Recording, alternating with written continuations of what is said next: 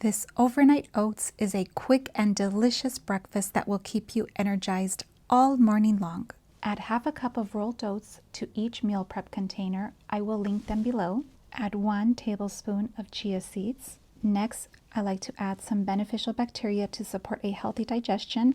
I'm using 2 tablespoons of Thai coconut yogurt, but you can use Greek yogurt or kefir, and strawberry kefir goes great in these overnight oats.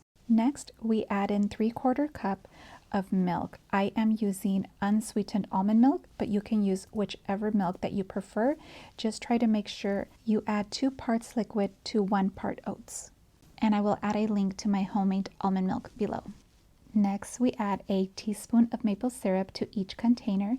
You can also use raw honey, and feel free to add an extra teaspoon if you have a sweet tooth. Now give everything a good stir, and we are going to let this sit for about 15 to 20 minutes to let the chia seeds thicken, so that way when we add the fruit, it doesn't sink to the bottom. Next, we add a tablespoon of almond butter. It is loaded with healthy fats and protein to keep you full and stabilize your blood sugars. You can also add peanut butter or cashew butter if that is your preference. Now go ahead and give this a quick stir, and then we are going to top this off with some fruit. First, we'll add about a 1/4 cup of blueberries. These are full of antioxidants. Next, add a 1/4 cup of pomegranates. These have anti-inflammatory properties. And then we will add a 1/3 of a banana to each container. It is packed with potassium. It helps maintain healthy blood pressure and provide sustained energy. And the final ingredient is a little sprinkle of cinnamon over the bananas.